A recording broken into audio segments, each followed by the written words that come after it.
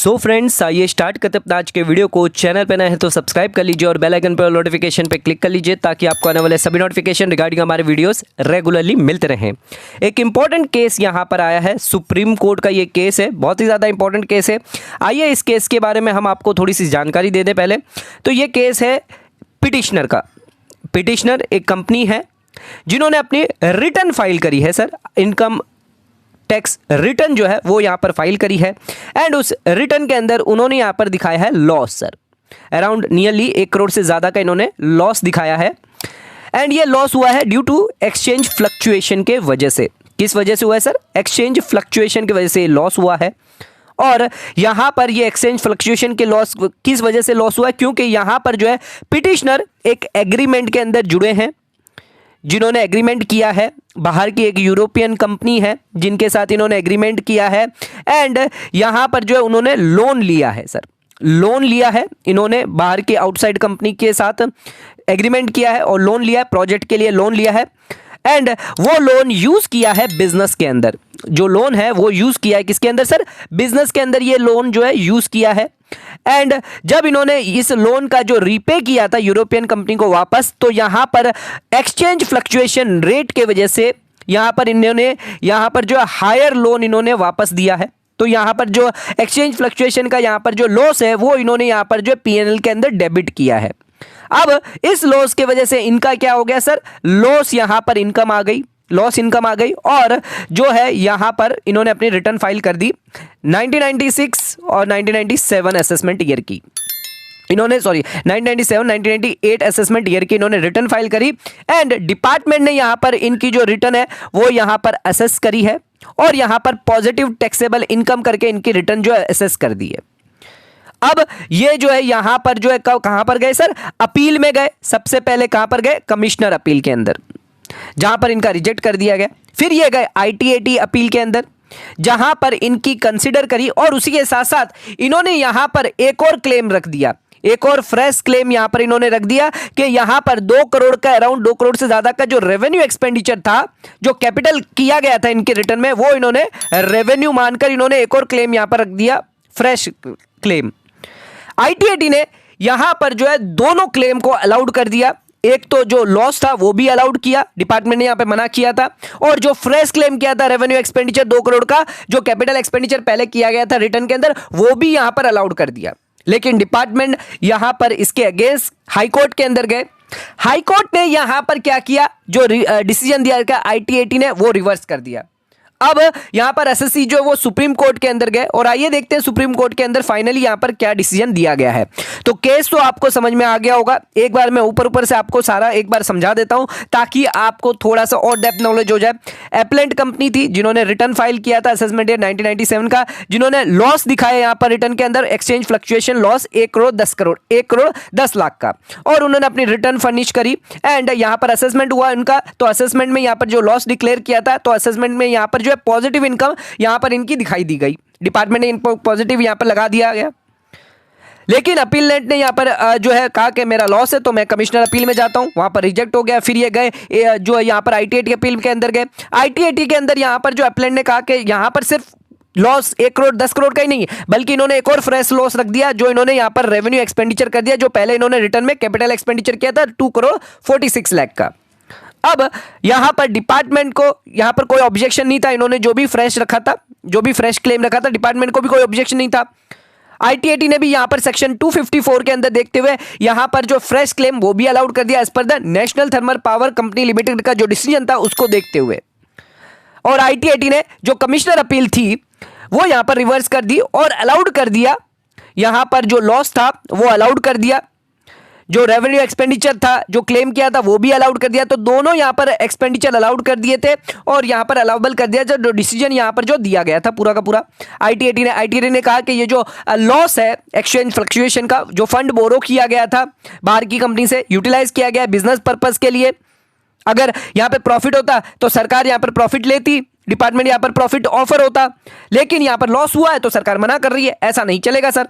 उन्होंने दिखाया सेक्शन 37 के हिसाब से कंप्यूटेशन ऑफ टोटल इनकम में ये लॉस, जो एक्सचेंज फ्लक्चुएशन का लॉस दिखाया है, तो ये अलाउएबल होगा बिकॉज ये प्योरली बिजनेस पर्पस के लिए ये ऐसा केस नहीं है कि यहां पर जो है नॉन बिजनेस पर्पस के लिए यूज किया है या क्रिएशन ऑफ एसेट किया है, ऐसा तो कुछ है नहीं। तो यहां पर टेस्ट जो है वो एसएससी ने सेटिस्फाई किया। एंटायर जो बोरोवल है, यूटिलाइजेशन है, वो यहां पर ट्रेडिंग ऑपरेशन के लिए किया गया और यहां पर जो है फिक्स जो कैपिटल था, जो फिक्स कैपिटल था, जो अनटच कैपिटल था, उसको यहां पे टच नहीं किया गया और पूरा का पूरा यहां पर जो एक्सपेंडिचर जो है अलाउेबल किया जाएगा, रेवेन्यू एक्सपेंडिचर माना जाएगा। सीधी सी बात है। तो यहां पर लॉस को कंटीजेंट यहां पर नेचर में नहीं माना जाएगा। यहां पर लॉस जो है फॉरेन एक्सचेंज लॉस है वो अलाउेबल किया जाएगा और डिसीजन यहां पर देकर जो है ओएनजीसी का केस है, ये जो पूरा का पूरा लॉस जो था 1 करोड़ 10 लाख का, वो पूरा का पूरा अलाउ कर दिया आईटीएटी ने। बट डिपार्टमेंट को ये पसंद नहीं आया। डिपार्टमेंट ने यहां पर जो है मैटर लेके गए हाईकोर्ट के अंदर। हाईकोर्ट के अंदर पूछ लिया substantial question of law. 2 question यहां पर डिपार्टमेंट ने पूछे कि जो लॉस जो था, जो एक्सचेंज फ्लक्चुएशन का ये जो लॉस दिया गया था, क्या यहां पर इसको डिसअलाउ जो किया गया था, डिलीट कर दिया गया था यहां पर जो आईटीएटी ने, तो यहां पर असिस्टिंग ऑफिसर का क्या जजमेंट सही था? डिपार्टमेंट ये कहता है कि हमारा जजमेंट सही था। हाईकोर्ट के अंदर चले गए, दोनों क्वेश्चन यहां पे पूछे। जो एडिशनल क्लेम वापस इन्होंने एसएससी ने किया, क्या वो सही है नहीं है? अब हाईकोर्ट ने भी यहां पर क्या किया, बिना देखे यहां पर ऑब्जर्व करते हुए जो भी आईटीएटी ने रिकॉर्ड, भाई इतना ही समझा कि आईटीएटी ने यहां पर सफिशिएंट रीजन नहीं दिया है, कंक्लूजन नहीं दिया है, तो यहां पर हाईकोर्ट ने आईटीएटी का जो डिसीजन था वो रिवर्स बैक कर दिया। अब यहां पर जो है सुप्रीम कोर्ट यानी बोर्ड जो लगी थी, उन्होंने यह देखा कि एप्लेंट यहां पर जो है लोन एग्रीमेंट में गए थे, किसके साथ? कॉमनवेल्थ डेवलपमेंट कॉर्पोरेशन के साथ, जो इंग्लैंड में रजिस्टर्ड है, यूके में। एंड यहां पर लोन अमाउंट जो है बोरोड किया गया था प्रोजेक्ट के लिए, जो प्राइमरली यूज किया गया है लीजिंग हायरिंग बिजनेस के लिए, जो कैपिटल इक्विपमेंट्स यानी प्लांट एंड मशीनरी और बहुत सारे इक्विपमेंट्स परचेज किए गए उन्हीं की इंडियन एग्जिस्टिंग एंटरप्राइज के लिए। ये शेड्यूल 1 का डिस्क्रिप्शन दिया प्रोजेक्ट का। एंड जो लोन था वो फॉरेन करेंसी में यहां पर रीपे किया गया था और डिफरेंस के वजह से, due to difference of the foreign exchange, यहां पर जो है हायर अमाउंट देना पड़ा और उसकी वजह से लॉस हो गया। और लॉस जो है वो यहां पर जो है फाइन लॉस जो यूटिलाइज जो लोन अमाउंट है वो यूटिलाइज किया गया था फाइनेंसिंग जो existing enterprise, Indian enterprise procurement of capital equipments के लिए किया गया था, acquisition of plant and machinery existing enterprise के लिए किया गया था। तो यहां पर जो है बिजनेस एक्टिविटी है, ट्रांजैक्शन हुए थे, बिजनेस के अंदर हुए थे। उसके साथ ये जो ट्रांजैक्शन ऑफ लोन है बिटवीन द जो एप्लेंट और यूरोपियन जो कंट्री के अंदर हुआ था, बोरोइंग अमाउंट ऑफ मनी, ये नेसेसरी था बिजनेस को बढ़ाने के लिए। तो यहां पर कोई भी कैपिटल एसेट क्रिएशन करने के लिए नहीं था, ये एक्विजिशन ऑफ एसेट था बिजनेस को रन करने के लिए, प्रॉफिटेबल करने के लिए। बट यहां पर एक्सचेंज फ्लक्चुएशन की वजह से यहां पर जो इसके अंदर लॉस हो गया, तो ये वही जो लोन है पूरा का पूरा बिजनेस पर्पस के लिए यूज हुआ है। तो यहां पर प्लांट और मशीनरी इक्विपमेंट अक्वायर्ड करी गई है, यूज करी गई है बिजनेस पर्पस के लिए। तो यहां पर जो एक्टिविटी जो करी गई है, जो आईटीएटी ने जो डिसीजन दिया था वो एकदम सही दिया था। जो इंडियन सीमेंट लिमिटेड के अंदर जो डिसीजन था वो एकदम सही था यहां पर इस केस के अंदर। उसके बाद एम्पायर जूट कंपनी का भी यहां पर डिसीजन आया था, जिसके अंदर यहां पर जो एसएससी के फेवर में यहां पर जो है डिसीजन दिया गया था। फाइनली यहां पर जो है सुप्रीम कोर्ट ने जो डिसीजन दिया है, जो अपील है वो सक्सीड कर दी गई है। जो ऑर्डर पास किए गए थे हाई कोर्ट की तरफ से वो सेट असाइड कर दिया गया है। जो आईटीएटी ने डिसीजन दिया था वो फेवर में अप्लेंट के, वो यहां पर जो है 2 क्वेश्चन जो हाई कोर्ट के अंदर रखे गए थे वो यहां पर खारिज कर दिए गए हैं। तो यहां पर फाइनली जो यहां पर एसएससी यानी अप्लेंट को एंटायर क्लेम था सर 3 करोड़ 56 लाख का, वो अलाउड कर दिया गया, वो रेवेन्यू एक्सपेंडिचर माना गया। पहला जो यहां पर एक्सचेंज फ्लक्चुएशन जो था, जो लॉस कंसिडर किया था, वो भी यहां पर आईटीएटी ने जो किया था वो भी अब सुप्रीम कोर्ट उसको मानेगी।